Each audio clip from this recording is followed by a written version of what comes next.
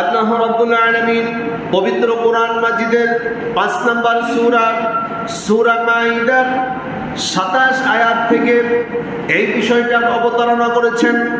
রব্বুল আলামিন বলছেন, ওয়াতলু আলাইহিম নাবা আবনাই আদম বিল হক إذ قربا قربانا فتقبل من أحدهما ولم يتقبل من الآخر قال لأقتلنك قال إنما يتقبل الله من المتقين।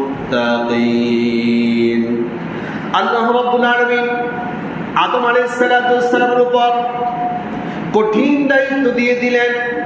রব্বুল আলামিন বলল, আমার আদম, আপনার দুই পুত্রকে হাবিল এবং কাবিল, তারা যেহেতু আপনার নির্দেশ অমান্য করার জন্য তারা উল্টা আপনার কাছে প্রস্তাব দিচ্ছে, আপনি জানিয়ে দিন, আপনি তাদেরকে বলে দিন আল্লাহর পক্ষ থেকে তোমাদের উপর দায়িত্ব চলে এসেছে, তোমরা দুইজনে কোরবানি পেশ করবে।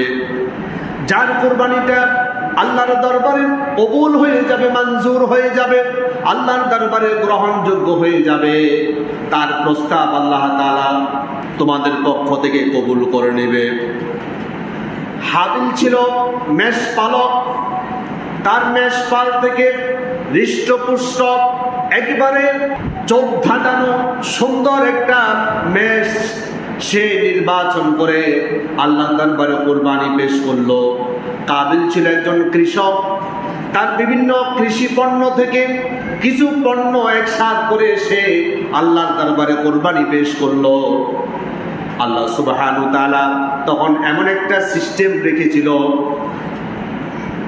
এই দুইটা কুরবানি একটা পাহাড়ের উপর রাখা হবে, অদৃশ্য একটা অগ্নিস্ফুলিঙ্গ এসে এটাকে জ্বালিয়ে দিবে, অদৃশ্য একটা আগুন এসে এটাকে জ্বালিয়ে পুড়িয়ে ছারখার করে দিবে। যার কোরবানি জ্বালিয়ে দেওয়া হবে বোঝা যাবে তার কোরবানি কবুল হয়েছে, আর যার কোরবানি জ্বালানো হবে না, পোড়ানো হবে না, বোঝা যাবে এটা আল্লাহ তাআলা কবুল করেন নাই। আজ বর্তমান আধুনিক বিজ্ঞানের চরম উৎকর্ষতার এই দিনে এসে এই মেশিন কি কেউ আবিষ্কার করতে পেরেছে? আমার কোনো ইবাদত কবুল হয়েছে কি হয় নাই এটা মাপার বা এটা বোঝার কোনো যন্ত্র কি আছে? তৎকালীন সময়